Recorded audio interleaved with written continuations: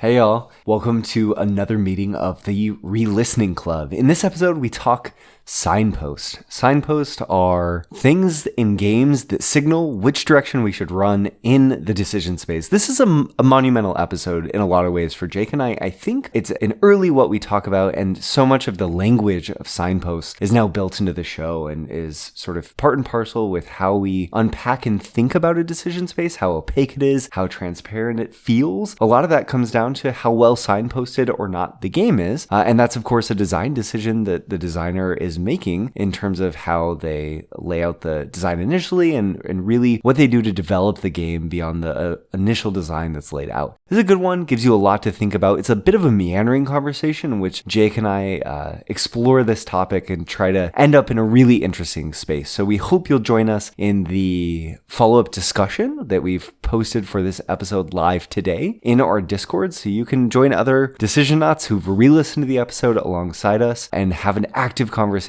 about this early what we talk about on signposts. Jake and I hope you enjoy.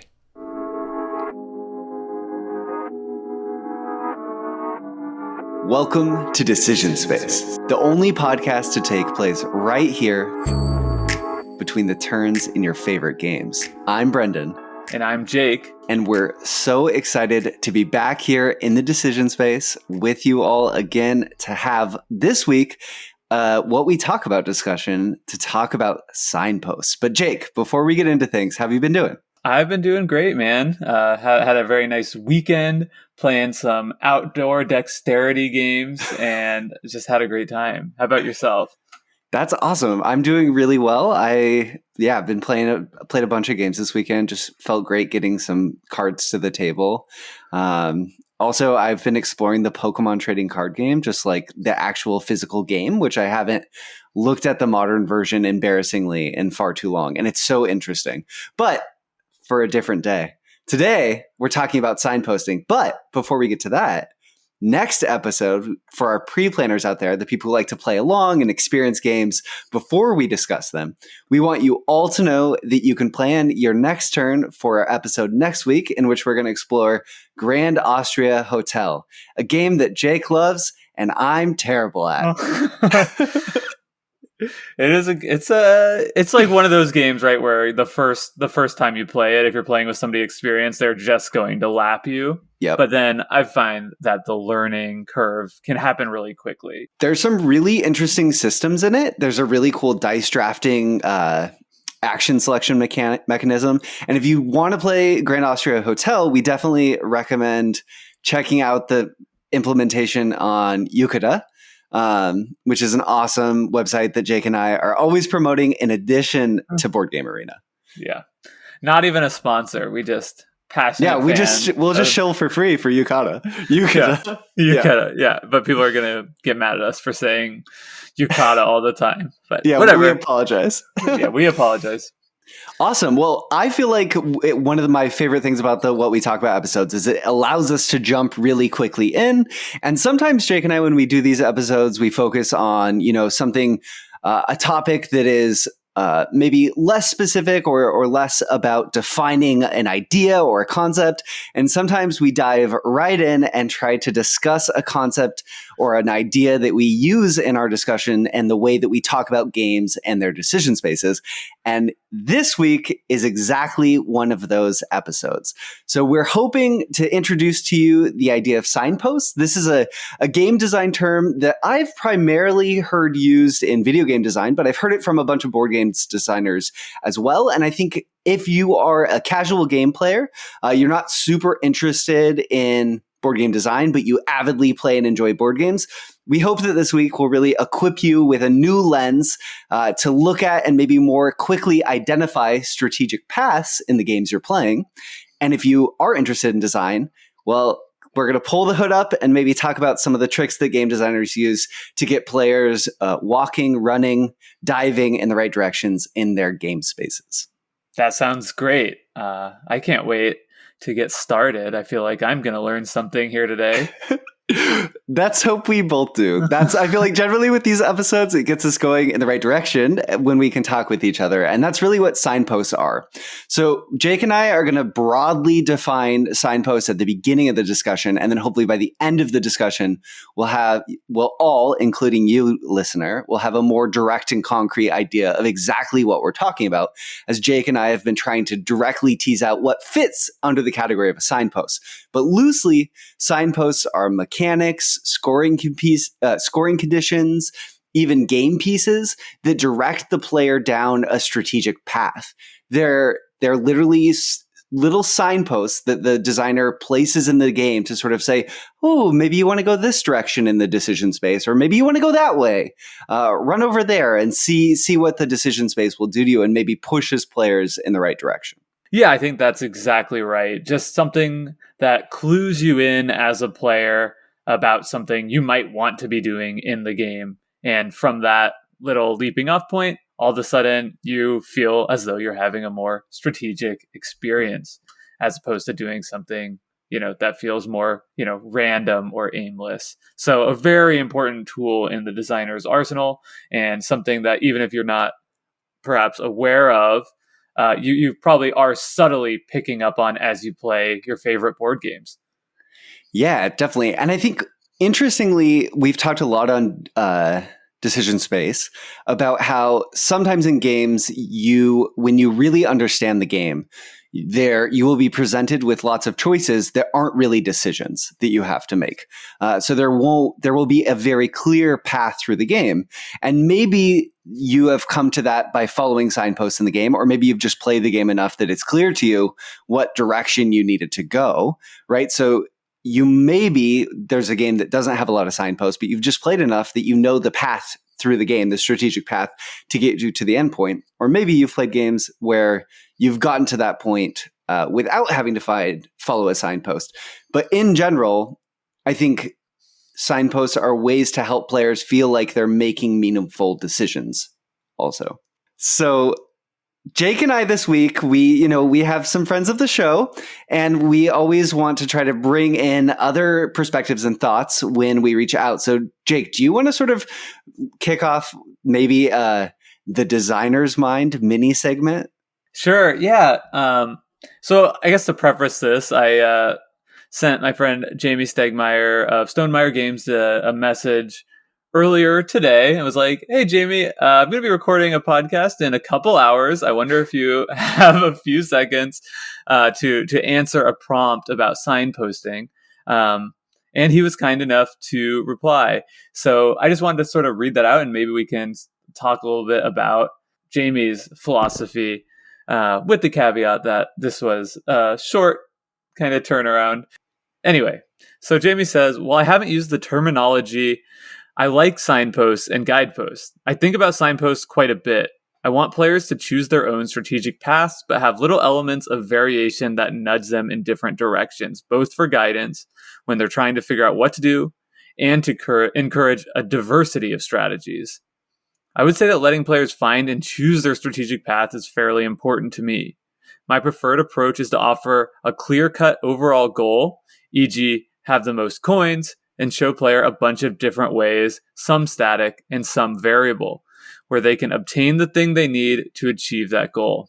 That's awesome. I'm so thankful, Jamie, if you're listening, that you took the time to send this in to us. And I really appreciate you sort of laying this out in this way, because I think one thing Jake and I went back and forth on a little bit is, what's the difference between a signpost and a destination? And I feel like in some ways, right, like if signposts are leading you somewhere, destinations are almost the end goal that you're trying to get to.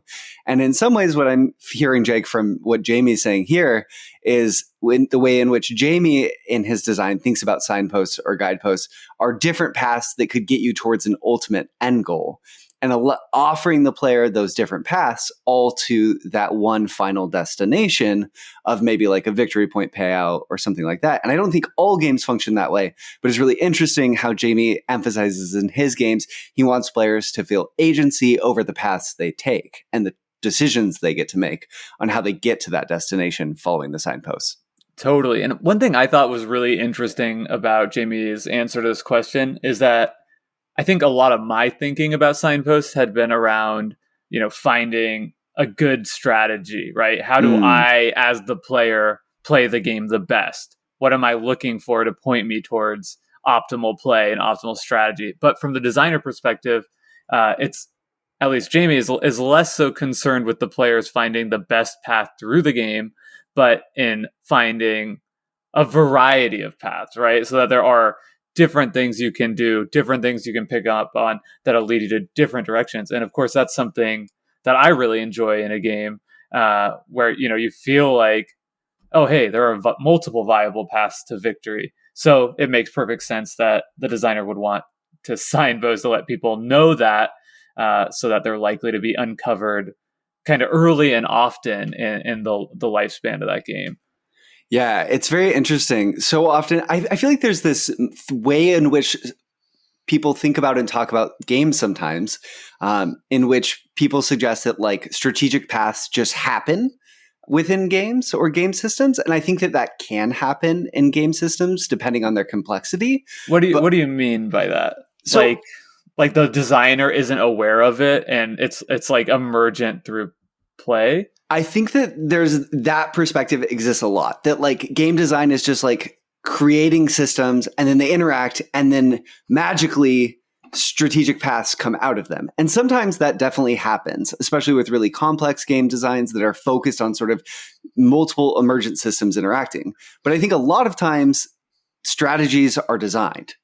A designer had to sit down and say, I want a path to exist here. And I think what Jamie's saying is, I want a path to exist here and here. And some games, I want this path to be less of a direct path and maybe riskier, depending on the variable paths. If the paths are shifting, in Jamie's words, what does he use? A variation that nudge them in different directions.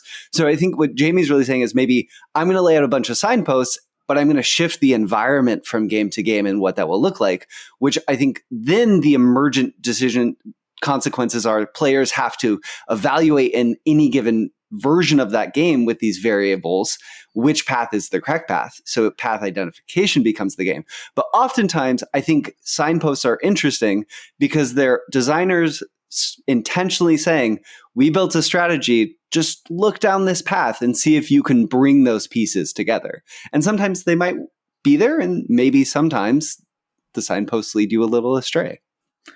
Yeah, that makes a lot of sense. I guess when you're thinking about pathing in a game and signposts leading you down a path, they might not be the same for every player. So, for example, in Jamie's most recent game, Red Rising, he points to the different houses as an example of this. So each person gets assigned randomly one of the 6 houses in the game at the beginning of the game, and that gives you a variable player power, which in and of itself is a signpost just for you that you might want to go down a certain strategy path.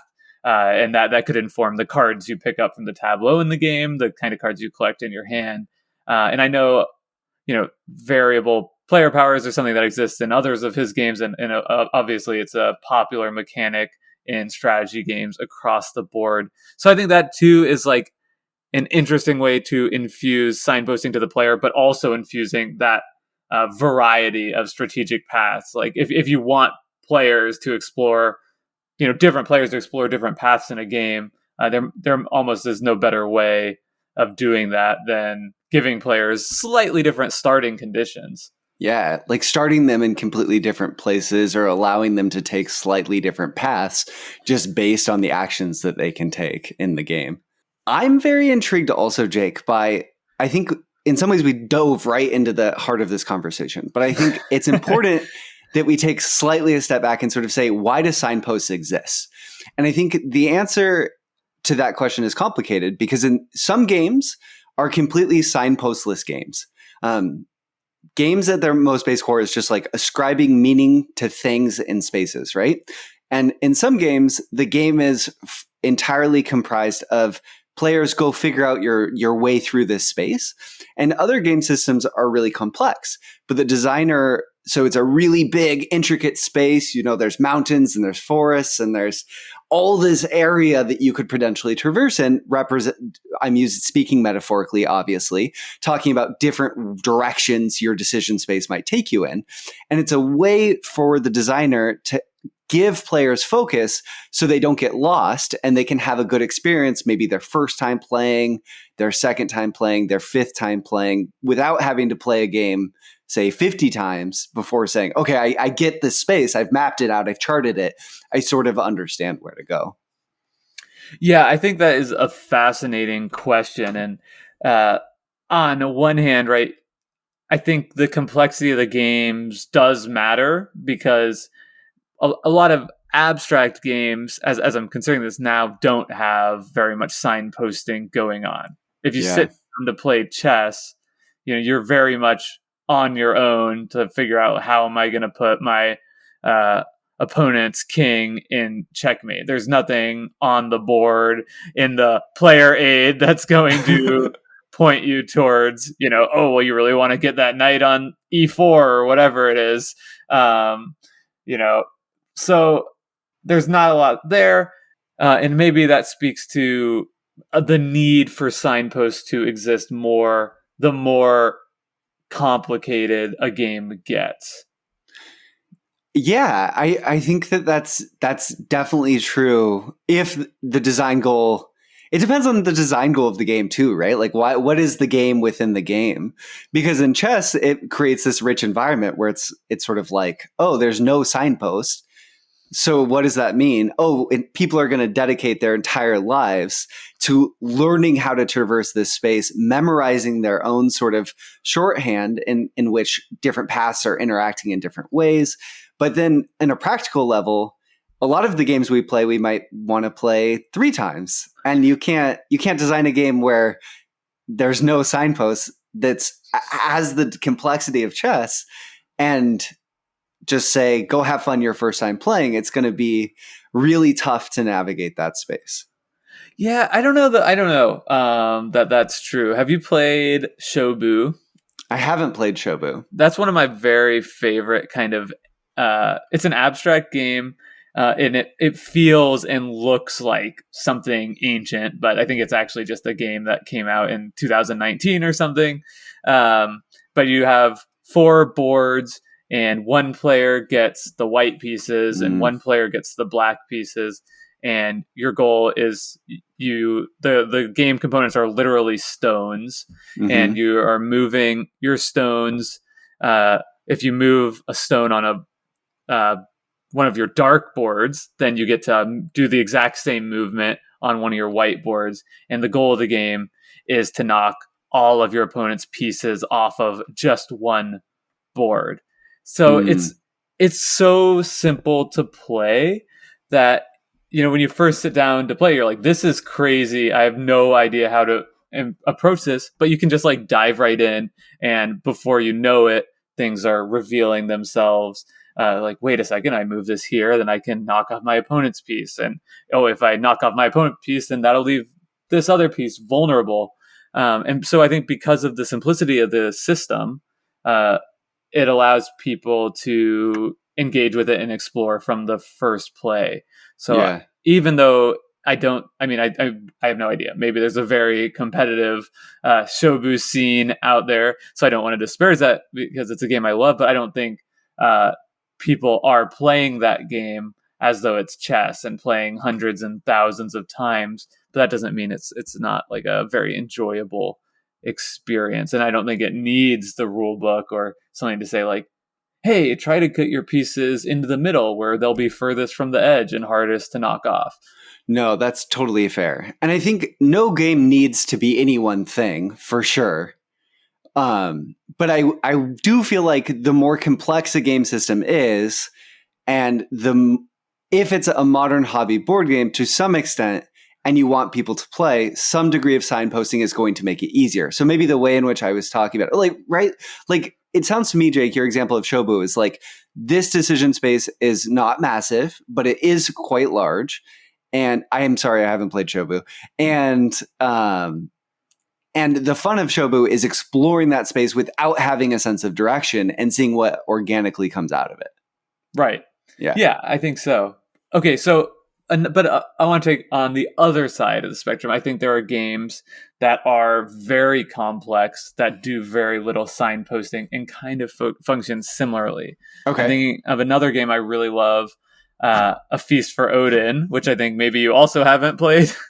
Yes, but we've talked about it a bunch. So, and I know what you're, yeah. Keep going though for the audience. I'm sorry, I'm talking over you now. No, you're good. So essentially in A Feast for Odin, it's a worker placement game where you have a bunch of workers and there's like 60 different action spots. And the game does, I think there are things that can be perceived as signposts, I believe. Maybe we should talk through this. But I think the game, most people find enjoyment in the game because it allows you to play in a sandbox. This game, I'm going to really focus on hunting.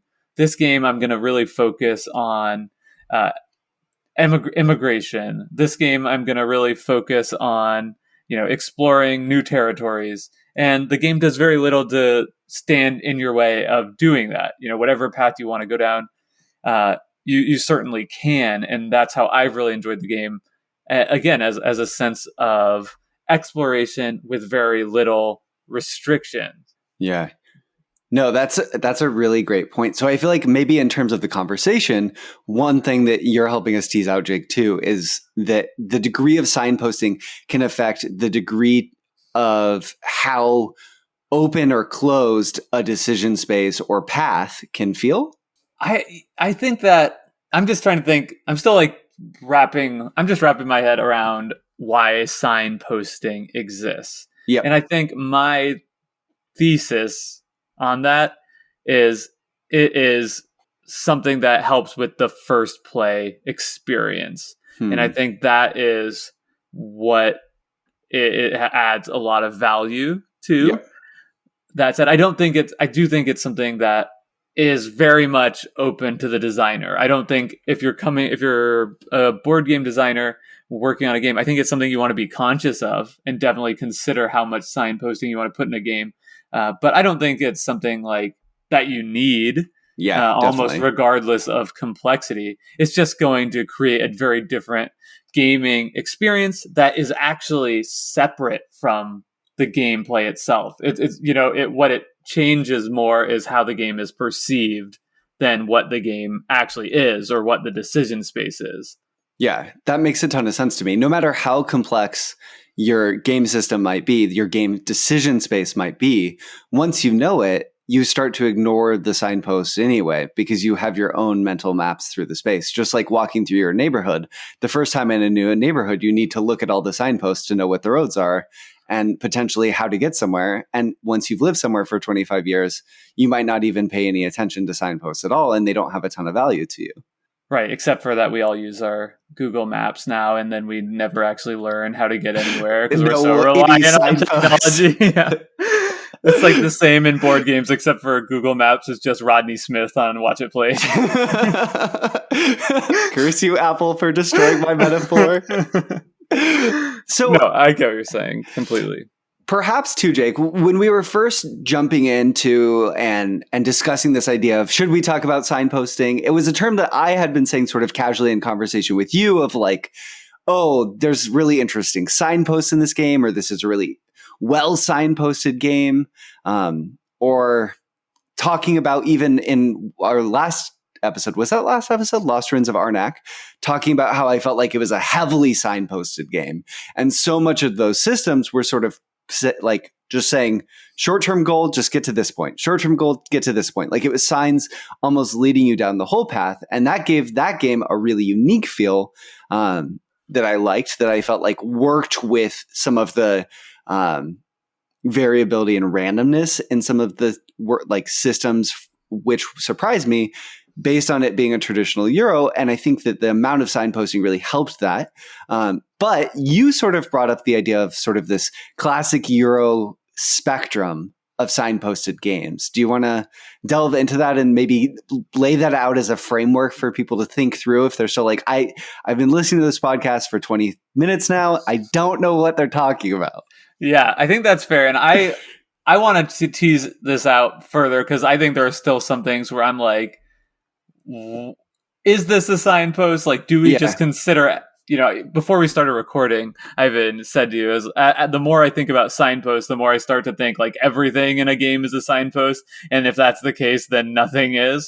So I do think it is something that I've been surprised how hard it is to kind of like wrap my head around some of these things. But I do think one good way to perhaps understand the spectrum of what could be considered signposts is by looking at the holy trinity of gateway Euro games as I see them, and those are Carcassonne, Catan, and Ticket to Ride. And I think in these three games you have very, again, it's a spectrum from very little signposting to signposts all over the place. And I think that really bears out in the feel of playing the games. So I think hopefully a lot of people listening to this podcast have experienced some or all of these games. And if you haven't, you must, because they are wonderful games that are, I think, kind of core to so much of the games that have come after. But anyway, without praising it too much, Carcassonne is a tile placement game that feels as though it is signpostless or close to it. All you really have in the game that could be considered signposts are the point scoring system, where you know that cities are worth more than roads, and farmers are worth potentially the most and potentially nothing at all, which makes it a bit challenging to really see that as a signpost either. But more or less, as you're playing the game, you're constantly in a state of evaluating the game state and just trying to play from the feel of it. There's very little in the sense of like, oh, I'm going big cities this game. That may happen over the course of the game just by the way your tiles come out and the way the board state evolves. But there's nothing at the start of the game that's going to send you down that path really at all. Yeah, and there's no tiles that sort of come out organically halfway through the game or a quarter of the way through the game that say, okay, if you have all of your meeples placed in the lower left quadrant, count for triple or something like that. There's none of that in Carcassonne. Right. So you have the game space. And I do see what you're meaning of like and if everything is a signpost, then nothing is a signpost. And I think that one thing that's interesting to me is how Jamie somewhat separated the idea of like the destination, like where you want people to end up, and things that point you in different directions of how to get there. I think in some ways, the way that we're thinking of signposts, that might break down. But in other ways, I feel like that holds up for me, and what makes Carcassonne not feel very signposted. Because you know what the destination is, but the whole game is trying to figure out how to get there, right? Let's circle back on kind of end game scoring conditions. Okay. So let's move on to the next game in the spectrum, which I think is kind of right in between, and that's Catan. So Catan definitely has signposts that's going to point you towards certain strategies in the game. But they're kind of limited in the sense that what you really have is the longest road card. That's going to tell you that one strategy for getting points is to build the longest consecutive road. Very similarly, you have the largest army card, and is a very clear signpost that like, hey, one strategy you can employ is build a bunch of development cards, and through that you'll be able to earn points. That's going to help elevate you to victory. I don't think it's a mistake either that these are physical objects that get passed around the table, right? That you look at when you're playing and sort of say, oh, that player has that thing. Maybe I could aim for that thing if I get more roads than them. It's not just written in the rule book. It's a physical object that in the design of the game was purposely put on a tile that exists that you can get to. Yeah, absolutely. And then I don't know I think those are really the outside of endgame scoring, which sort of tells you like the third strategy would be just developing as much as possible and getting points for that. There's really nothing else, but those are, to my mind, very clear examples of signposts. And that's just such a good example of what a signpost can do, especially in kind of an entry level game. The first turn, you might be like, okay, I'm going to build this road here. And you're already thinking to yourself, like, I'm going for this. A new player is a new player to the game, even if they've never played strategy board game before, can so quickly internalize that, hey, if I'm going for this, like, there you go. That's all you need. And you've got a strategy going. So you're already able to engage with it on that level.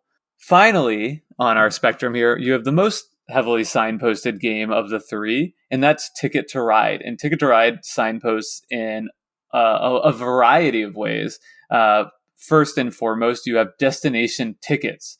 So at the beginning of the game, you'll be, this is a route building game where you're trying to connect a route of trains of your color across the map from city to city. And you'll start out with a certain number of destination tickets that will tell you that at the end of the game, if you have connected the 2 cities shown on your card to one of your routes, then you will get X amount of points. If you don't do it, you will lose X amount of points. So that is a very clear signpost that's telling you essentially, like, you must do this. Like, you have to follow this path, because otherwise you're literally sacrificing strategies. So in that way, it almost feels like an example of a signpost with even less agency than in Catan, where players could feasibly choose to ignore it and do just development strategy, where here the designer is saying, no, taking the question out of your hands, you will form a strategy and you're going to like it. Yep. And then the game becomes, how do I link together these different paths that I'm being forced down together, which is, I wonder, as we continue to discuss examples, how much we'll sort of stumble upon different games that sort of make playing with signposting and inverting that concept part of the game in some ways. Yeah, absolutely. And the other way I think Ticket to Ride does signposting too, and maybe we could talk about whether this is an example of it, is that the routes are already laid out for you in specific colors, right? So if you're wanting to connect 2 cities that is connected by a route that takes 6 blue cards, you sort of are again, like, strong-armed just a little bit into strategizing and collecting and thinking through, like, how am I going to build up enough of this resource to do this? And that's really important because, the scoring system so heavily rewards, saving up and spending on long train segments, that if all of the tracks on the board, for example, were the clear type, where you could just spend any type of resource to do it, I think many more new players would sort of miss that element of the exponential increase in scoring you get by saving up. But here, because of the colors ascribed to them, it kind of, it's holding your hand through it just a little bit. And even informs, like, the way in which you're going to take cards, which is sort of exactly the point you just made too. Like, oh, I know which cards I need to be drafting because literally I can look at the board and my signpost says I take blue. So when I have the opportunity, I take the blue. Exactly right. And this is not a value judgment on any of these games. I feel like it could be perceived as a negative thing that I'm saying that the designer's strong arming you through. I love all of these games, but the play experience of them is fundamentally different, even though they're all very similar in terms of, like, weight, complexity, decision space, I would say. The feeling of playing them is different. And I think, I don't think it's a stretch to say that feeling is largely informed by the signposting taking place. I definitely think that that's fair. And I think so much of that has to do with the sense of exploration that you get to feel, or I think really, Ticket to Ride becomes a perfect example, the sense of objective completion. you can create your own objectives maybe in games like A Feast for Odin, where you say, I'm going to try to do this thing this game. But they're not intrinsic and in front of you, and they might not be gates that you have to jump through to get to the next thing. So a game that comes to mind for me where it really kind of, I think, led us down this path was Lost Ruins of Arnak, because so much of that game is the temple track specifically, I think, is really signposting what you need to do to continue on in the game. Playing that game, the more I think we played it and played it with people in our Discord, the more we all appreciated how important moving up the temple track is. It's almost mandatory. It is mandatory that you move your magnifying glass at least 75% of the way up the temple track, and your bird or your book at least halfway. Your bird, like, what game are you playing? On the bird temple. The board that is that specific one that we've been playing a lot. But I think that Lost Ruins of Arnak is a great example of being that side of the board feels like a really specific path with lots of signs that are really gates. So it says, oh, you got to this sign, and if you want to get through this gate, pay me 2 arrowheads, and then you can move on to the next part of the path, literally. And I like that because it gives you direction in the actions that you take elsewhere and focusing on what you want to accomplish for your turn. Whereas if you didn't necessarily have those things, you wouldn't know what direction to go down. And that's a really specific example because those signposts are literal costs that you have to pay, right? It's like the most literal version that like, get this to do that. And it's not always, I think, going to be that direct, but I think it's a good analog for what happens a little bit more abstractly in games that aren't as heavily signposted.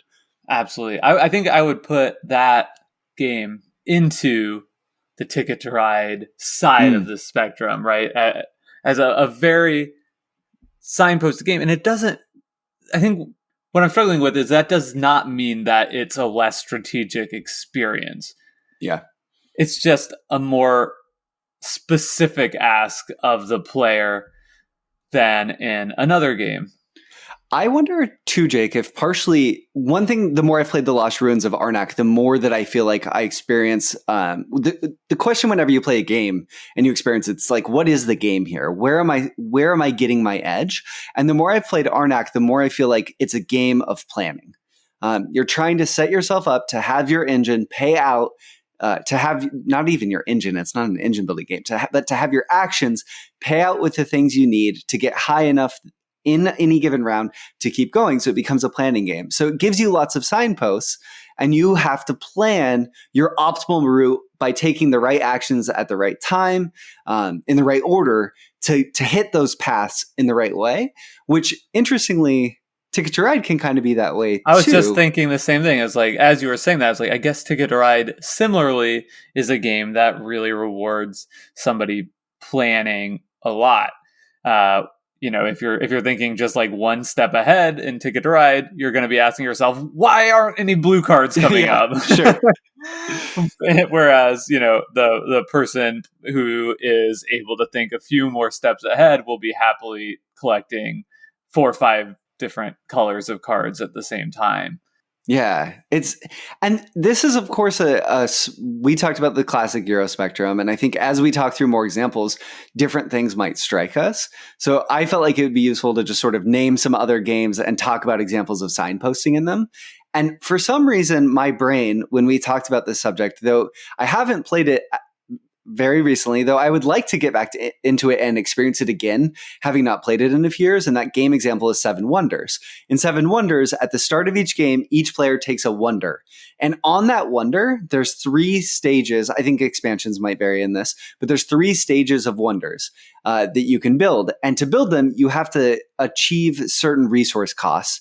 Then you, on a turn, instead of drafting a card, you tuck it under the wonder sheet, pay that resource cost or have that resource cost, and then you have built that section of the wonder.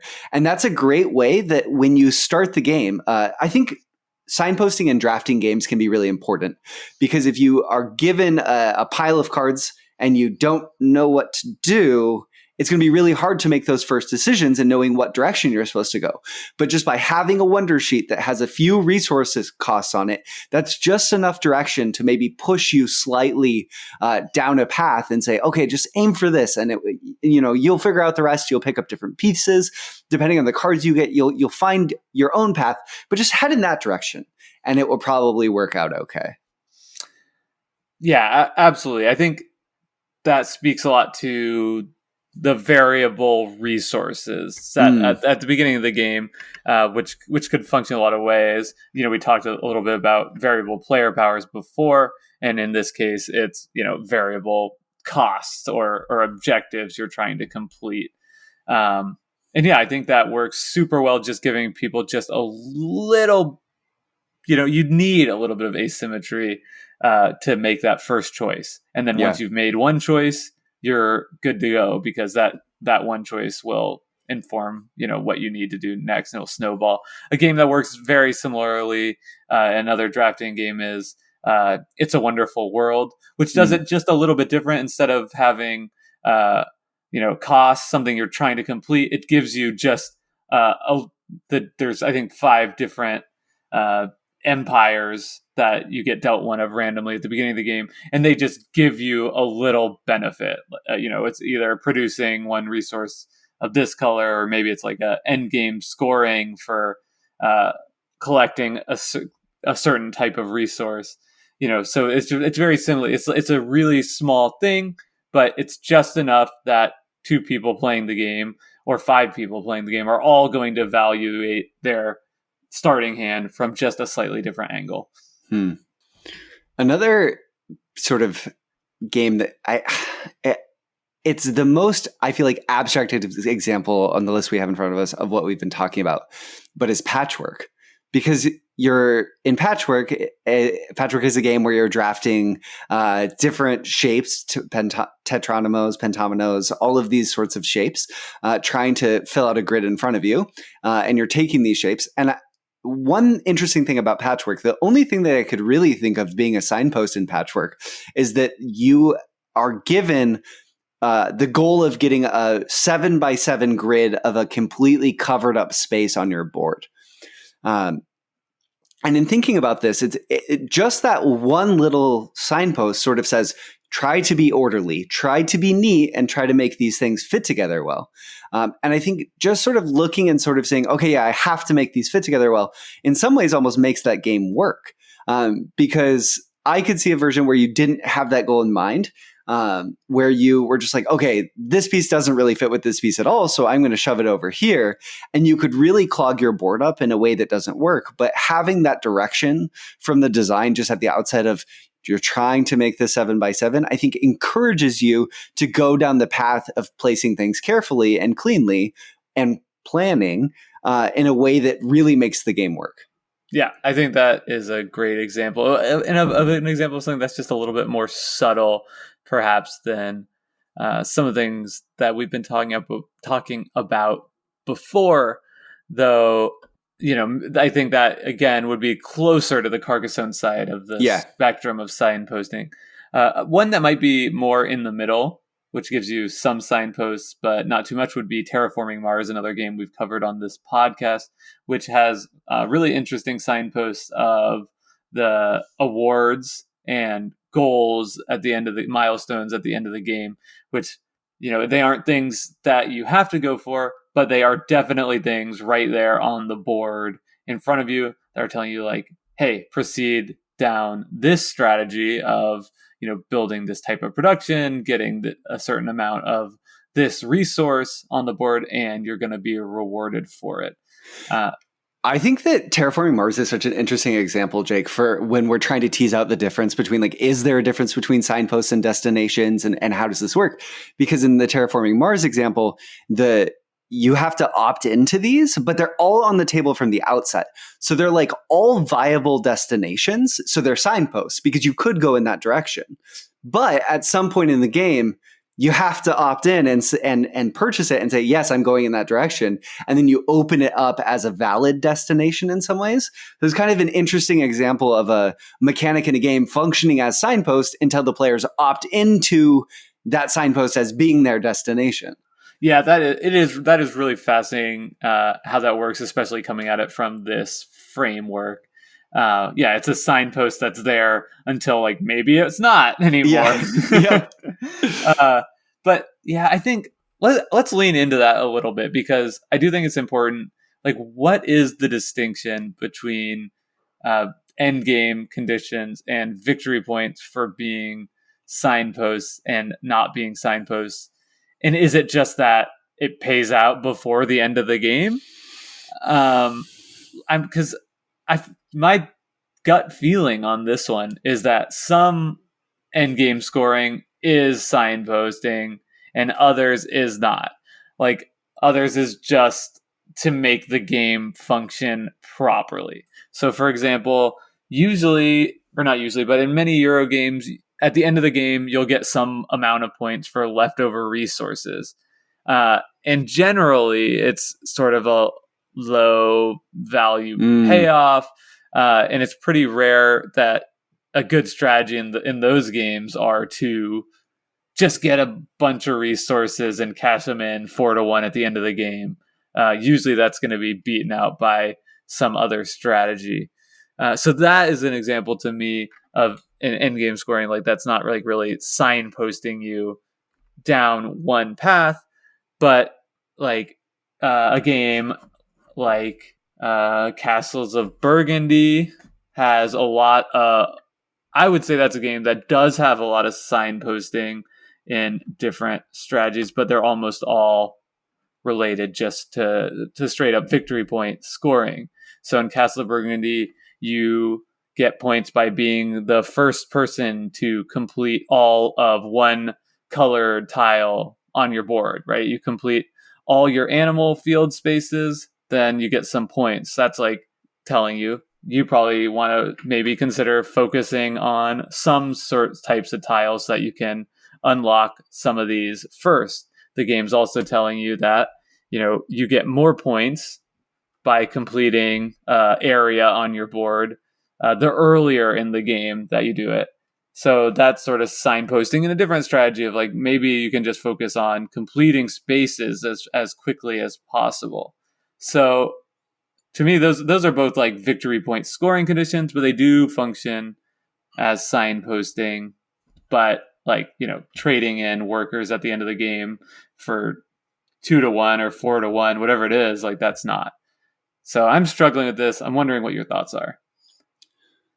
I think that for me, one of the differences is signposts are elements in a game that direct a player in the down a strategic path or in the direction of a strategic path. And in some games, like Ticket to Ride, this example, the end game points are successfully going down that given path. And I think we have to separate that type of end game scoring in the way that we're thinking about it some from like the example you just said, where the game's not saying go down this path. The game's not saying get a ton of resources and you'll profit, unless that's the type of game. But in the example you're using, this is sort of a mechanic that gives you consolation points for having leftover stuff.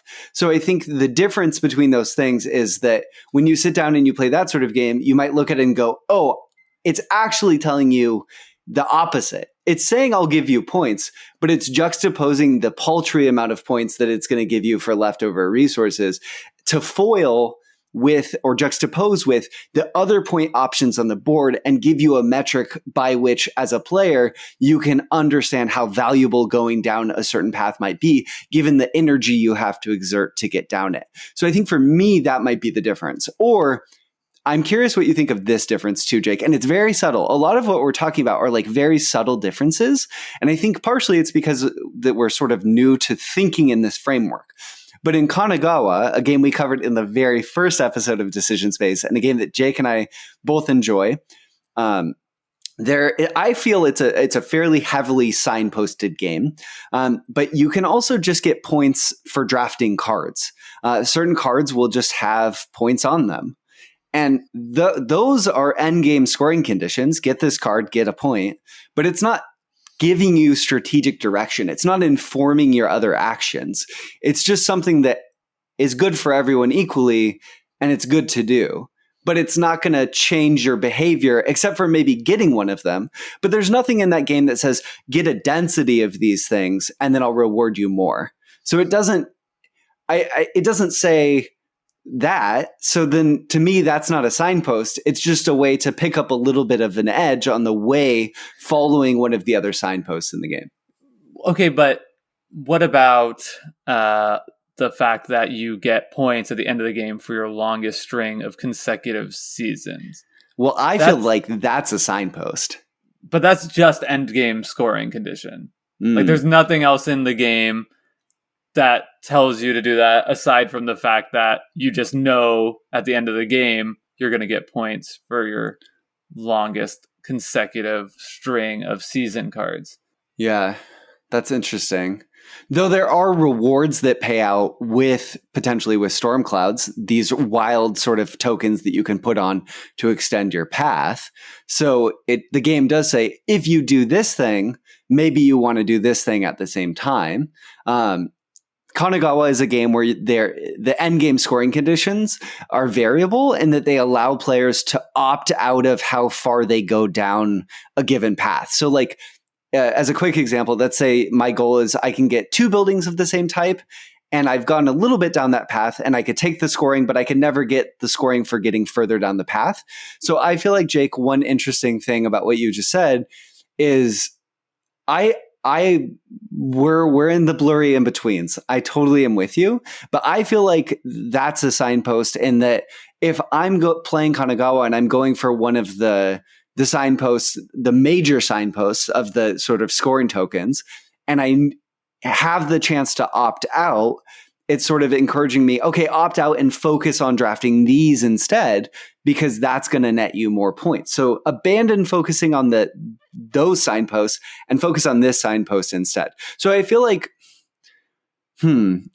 maybe one difference, I'm just talking out loud here. I guess that's the point of a podcast. Maybe endgame scoring, one difference is that signposts help inform your behavior throughout the game based on your position. So you can't always like see a sign. I don't know. I don't know. Do you want me to tease out the idea? No. I'm just like, now I'm even more confused than we started. The more I think about it, the more it's like, there's nothing in games that inform the decisions you make in the game as much as end game scoring conditions. But I think that we're talking in such abstracts, but what about things that make you focus on strategic directions, right? Sometimes you make a decision in a game that tells you have to go in this direction versus something that you're not focusing as directly. And I feel like that's what a signpost is. It's saying, focus your efforts, focus your actions, focus your ability to manipulate the systems in this game in this way and see how that works. Yeah, that's interesting. So I think I can get on board with the idea then that maybe I'm misreading you, but would you then say Castles of Burgundy is a game without signposts?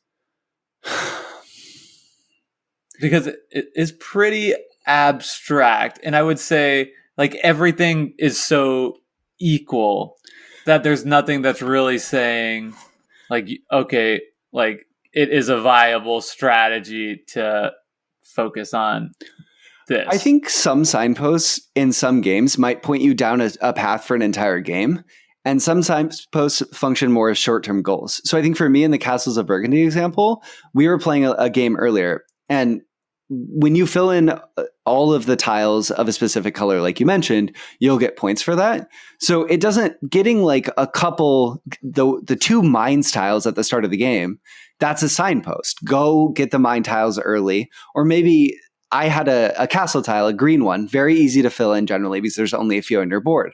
So early on, I felt like the game was pulling me in the direction of like, maybe you want to try and fill in this green tile early on.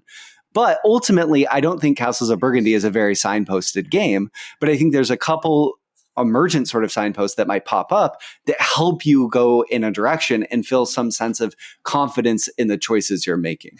I think we get ourselves into trouble, though, using that definition because that is almost saying to me, like, anything in a game that allows you to make a heuristic decision is a signpost.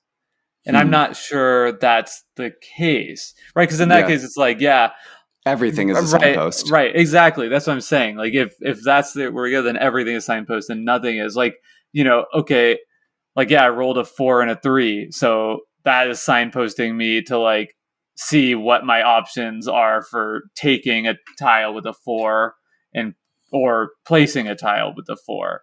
You know what I mean?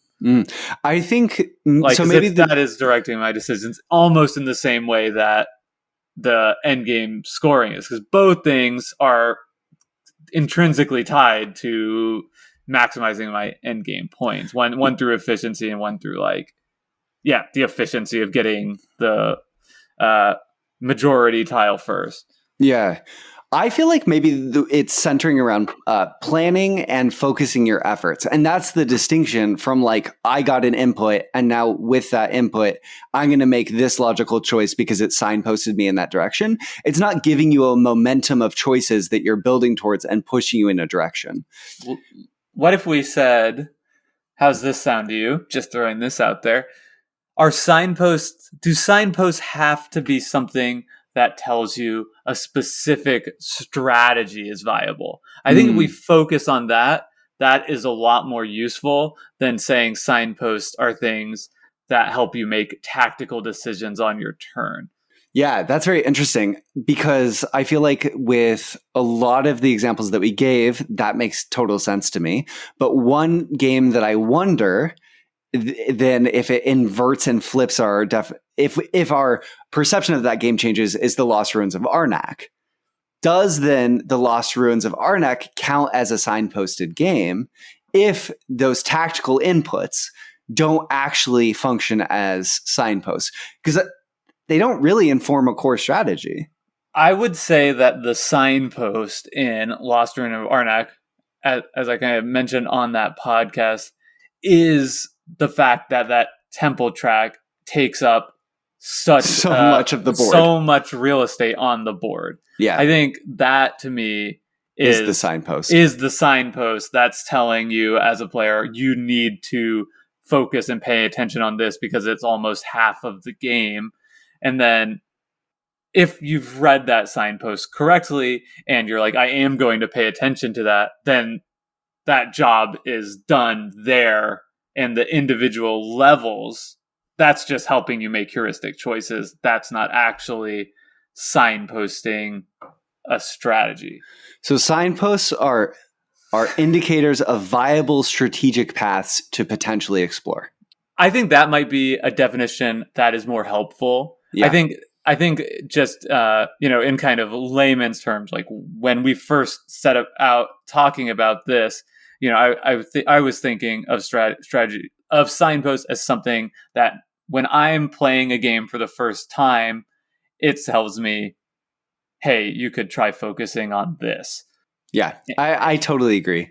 One of the ways that the sort of word ended up in my vernacular was listening to Mark Rosewater talk about how they design cards for draft in Magic the Gathering. And he specifically used the word to talk about multicolor, uncommon cards that they purposefully design and put in packs for when you're going to draft, where if you open your first pack, this is just like how we were talking about in Seven Wonders. If you don't have a direction, it's hard to know sometimes what direction to go. So they started in more modern sets, putting in these cards that are 2 colors, sometimes 3, depending on the set, that are quite strong. If you know the game of Magic the Gathering, you'll see this card. It looks good. And that will then give you an identity that you can draft towards. And that's sort of exactly what you're saying, Jake, of like, okay, if I open this card, Agar, that says I should deal excess damage by using direct damage or attacking with giants, I then know my strategic path is finding lots of giant cards and lots of direct damage cards. And if I bring those together along with this Agar card that I have, that will probably be a viable strategic path. I think that is exactly right. I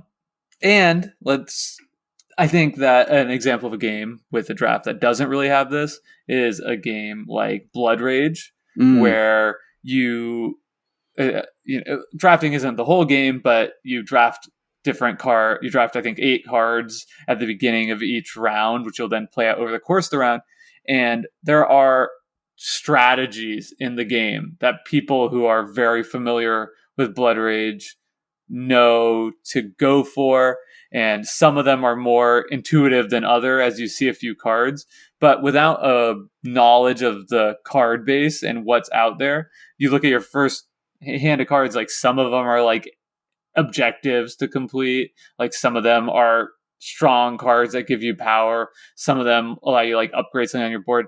And there's nothing to really clue into like what I should be taking. Like how the heck am I supposed to evaluate this? And that's actually was a big reason I kind of bounced off of that game, was because it felt like really hard to bring new people in. Like I think it is a game that is a great game that's super rewarding for groups that are like, we're going to play this game with the same group of people a bunch and like learn and explore those strategies. But it's not signposted there in the way that you're describing in Magic the Gathering. Yeah, that's super interesting. And in Magic too, like in a draft, sometimes even then, like there's so much information. Without those cards, you could just be lost and you just end up with a pile of cards and feel frustrated and don't know where you went wrong too. So sometimes I feel like signposts can be helpful because they can help you understand where you went wrong. I'll also say, I feel like now we've been talking a lot about games with signposting. And to your point earlier, Jake, tons of games just like don't have signposting because the point of the game is more the openness of the space, or like either it's exploration, or I even thought of a game like Codenames. Codenames is, to my knowledge, like not a game with signposting at all. It's just completely open and it's inviting you to make connections between different words on the board. It's literally as open as can be. Unless can you think of anything? No, I think that's right. And we could probably just expand that way further with a huge sweeping generalization that party games probably just don't really have signposts at all. I'm thinking about, Just One, Wavelength, Werewolf, The Resistance. I'm sure there are exceptions to this rule, but I think in general, party games are concerning themselves with something very different than the fun being going down different strategic paths. Yeah. And that kind of brings us back to maybe that definition that signposting, what it's really all about is informing you as the player about what strategies might be viable in a game. Yeah. Another example then becomes, in my mind, we just talked about signposting in Magic the Gathering, but then last week we did not cover Lost Ruins of Arnak. We talked about Keyforge. And to me, I'm really curious what your impression of my sort of thought that Keyforge is a game without much signposting. I think that's right. Just at my first reaction is that's correct. And I think maybe that is also is probably has to do with the fact why a lot of people bounce off of Keyforge and don't see a lot there, because the game is not telling you what strategies are viable, and each individual deck is a new thing, a new unique thing that is not telling you what is a viable path to go down. Which literally combines, if you listened last week, with the metaphor of what Richard Garfield was talking about, wanting there to be a jungle. Every deck is a jungle that players have to explore and figure out the path through themselves. And I think this is why when so many people, like you're saying, Jake, sit down to play Keyforge the first time, they even just like, oh, I guess I'll just attack with my creatures, because they're just going to like what they know from even other games and not having even the direction of like the very high level, which it's not a strategy. Forging keys is not a strategy. It's just the end game goal. So it really is about sort of looking at all of your cards and having that ability to bring all that together. And I think maybe once you knew the cards, certain cards could function as signposts in a deck. Maybe this rare sort of says, okay, this deck might have this identity, but that's you've explored the game a lot by the time you get there. Yeah. This is great. I think we cracked this one. Like, I feel like I've learned. When we were sitting down to do this, I was feeling a little apprehensive, because I'm like, okay, we're going to talk about something that I don't understand at all. It's like, why are some of these things signposts and other things aren't? And I feel like, I think we have some more interesting stuff to discuss, but I'm just like, wow, okay. I think we're getting a little bit of clarity around this. I think so too. And I think it will be interesting, Jake, and as we continue this discussion and sort of bring this into our lexicon that we use to talk about decision spaces in games, to sort of really examine how signposting affects the decision space of a game, or the perceived decision space of the game. And so often we've said that the perceived decision space of a game is the decision space of the game as you're perceiving it, right? So like, that's important. And decision spaces change the more you play them. Tic-tac-toe is a game to kids who don't know how tic-tac-toe works and is not a game to us. And that exact example plays out on a much larger scale with us understanding unsolved, complex, modern games, or like on all these sort of scales, and thinking through how signposts can affect how decision spaces function and make us feel, I think will be really interesting. I think so too. And I do think it'll be an important framework to layer on top of everything else we're sort of working on and grappling with, because it does influence so much the texture of the decision space, as you're saying. You know, when we started this podcast and talked about decision space, like, we knew that there was more to it than just how big or small it is, right? And that different games of similar size and scope, have a different tenor to them. They feel differently to exist in that decision space. And I think signposting definitely is something that plays a large role on that. And even thinking back to Arnak, I sort of said in my Turbulence that it was a game in which some people might not like it because it feels like no matter what you're doing in that game, you have to do the tempo track and something else. It's sort of a means to the end, and that might like wear thin to some players. I think that has to do a lot with the fact that I like perceived it as such, even in like a limited amount of plays, has to do with that signpost that the game is just there yelling at you, like, like, hey dummy, like, you have to do this. And that doesn't mean it's not satisfying. Like, it is a very fun game, a very satisfying game to do the both and with whatever else you're trying to accomplish, to make your way up that track. But it does confine you in some ways. Definitely. And then to tie things back to next week with pre-planners, I feel like Grand Austria Hotel is a game where there's just signposts everywhere, and I don't know which ones I'm supposed to follow and which one I'm supposed to look at. And I think part of the game might be interpreting the signposts you're surrounded in with the dice that are telling you could go in this direction or that direction. And I, as a player, feel lost in that decision space as I look across all over the board, not knowing what sign I should focus on. Totally, yeah. It'll be an interesting discussion, and to bring this in there, because I'm already thinking like, well, like, are these signposts then? Like, but I do think we'll have a lot to talk about in that respect. So come back next week for the next episode of Sign Space, a discussion about the signposting in games. Yeah. I hope you enjoyed this conversation. And as always, we would absolutely love it if you want to continue this conversation with us. I think very clearly, perhaps more clearly than in any other episode, this is something that is still evolving on the fly.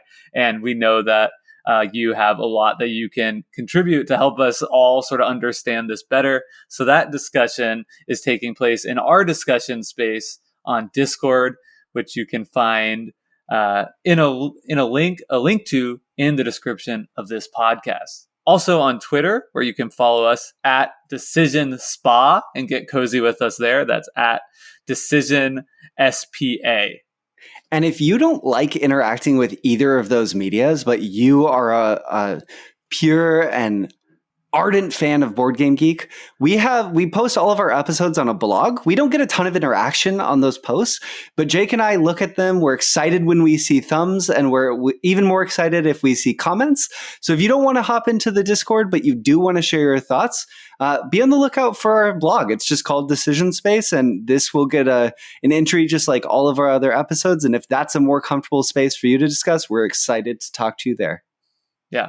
Well, thank you for staying with us to the very end, and we will see you next week. Bye. You are now exiting the decision space.